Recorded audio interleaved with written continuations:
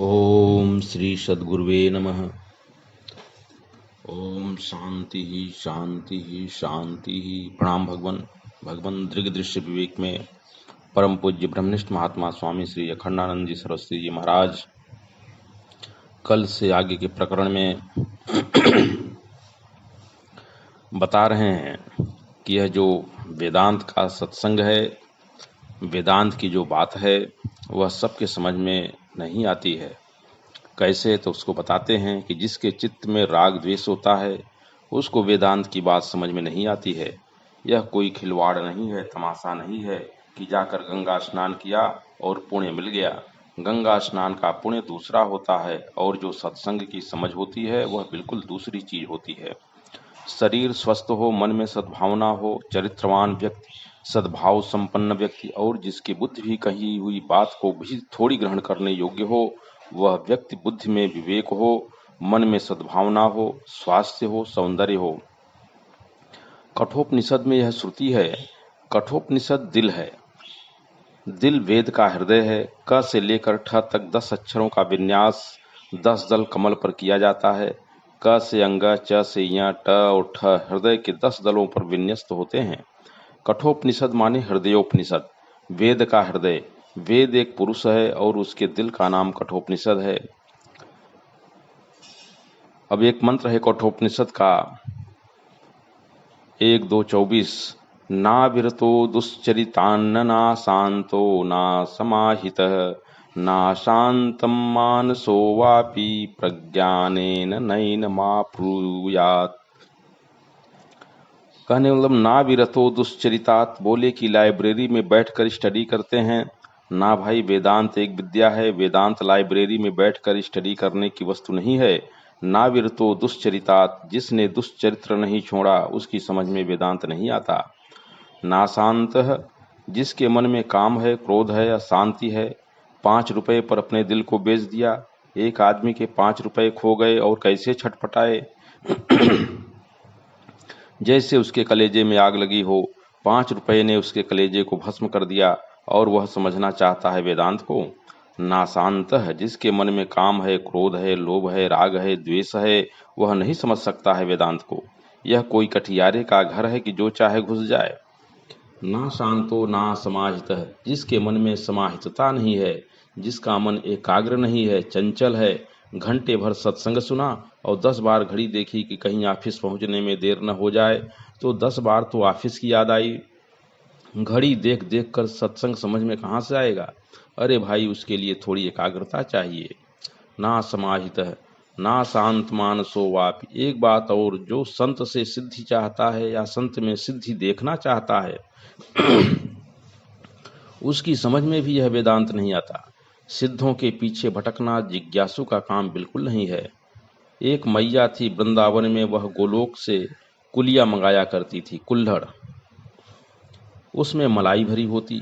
जब वह खूब कीर्तन करती और जब लोग तन्मय होते तो अंत में झट से निकाल कर देती कि देखो, गोलोक से भगवान ने भेजा है। अंत में मालूम पड़ा कि वह मलाई कहाँ पकती है और वह कुल्हड़ कौन कुम्हार बनाता है। वह कुल्हड़ बनाने वाला कोई कुम्हार गोलोक में थोड़े ही है, जो भगवान ने बनवा कर भेजा था। मान लो कि मलाई होती भी हो तो भगवान वहाँ खाते हों गोलोक में, तो वह कुल्हड़ थोड़े ही गोलोक में बना था। परंतु बेवकूफ़ लोगों को यह हुआ कि बस सबसे बड़ा सिद्ध संत है तो यही, इसी के पीछे चलो। आज हमें यह कुल्हड़ बना कर देता है तो कल हमें ज़रूरत होगी तो हीरा मोती मंगा कर दे देगा। ऐसे जो बेवकूफ़ लोग होते हैं वे वेदांत के अधिकारी नहीं होते हैं। नाशांत मानसोवात, अब इसका अर्थ है जिसका मन सिद्धियों के पीछे भटक रहा है जिसका मन सिद्धियों के पीछे भटक रहा है। हम अमर हो जाएंगे, हमारी बीमारी दूर हो जाएगी, बेटा मिल जाएगा, मुकदमे में हमारी जीत हो जाएगी, हमारा व्यापार बढ़ जाएगा, इसके लिए तुम संत के पास जाते हो तो जो चीज़ तुम चाहते हो वह ईश्वर की कृपा से मिल भी सकती है। वेदांत का ज्ञान नहीं मिल सकता। जो शरीर को अमर बनाकर वेदांत ज्ञान चाहते हैं उन्हें वेदांत का ज्ञान नहीं हो सकता। जो कहते हैं इनको भगवान का दर्शन हुआ, ये हमें ज्ञान दे देंगे। अरे भगवान का दर्शन तो ऐसे ऐसे लोगों को होता है कि बेचारे भगवान का दर्शन होने के बाद अपने लोक में रोते रहते हैं। बहुत बढ़िया। स्वामी जी कहते हैं कि जो कहते हैं कि इनको भगवान का दर्शन हुआ, ये हमें ज्ञान दे देंगे। अरे भगवान का दर्शन तो ऐसे ऐसे लोगों को होता है कि बेचारे भगवान का दर्शन होने के बाद अपने लोक में रोते रहते हैं। शास्त्र में ऐसा वर्णन है कि ध्रुव को भगवान का दर्शन हुआ और मृत्यु के सिर पर पांव रखकर विमान पर चढ़कर ध्रुव लोक में गया, परंतु वहां रोता है कि हाय हाय, राज्य प्राप्ति की कामना से भगवान की आराधना की, बड़ी भारी गलती की, और उसके झरझर आंसू गिरते रहते हैं।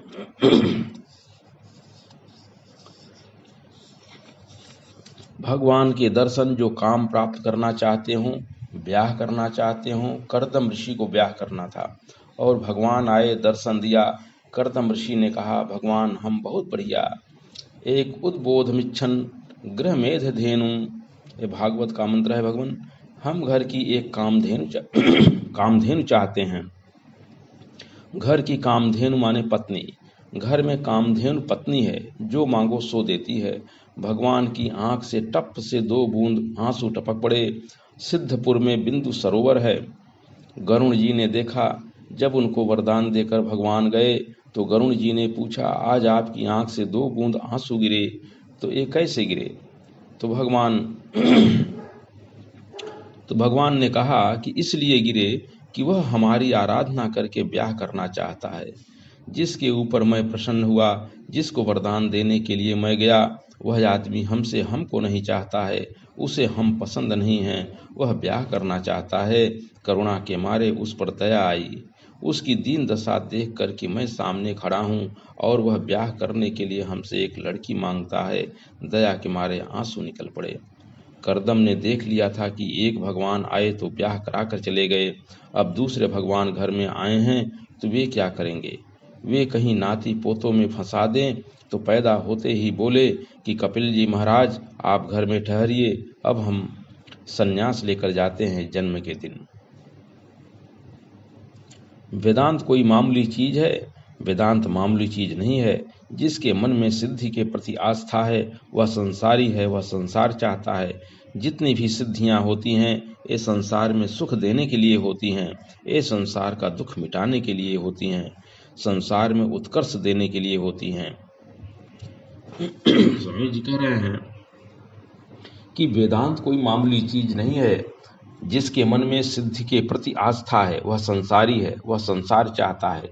जितनी भी सिद्धियां होती हैं ये संसार में सुख देने के लिए होती हैं, ये संसार का दुख मिटाने के लिए होती हैं, संसार में उत्कर्ष देने के लिए होती हैं। वेदांत का अधिकारी कौन?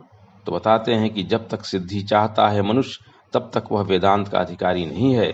एक बात, दुष्चरित्र छोड़ो, दूसरे काम क्रोध आदि और अशांति को छोड़ो, और तीसरा मन को एकाग्र करो, और चौथा सिद्धियों के पीछे मत भटको, और उसके बाद आओ वेदांत के दरबार में।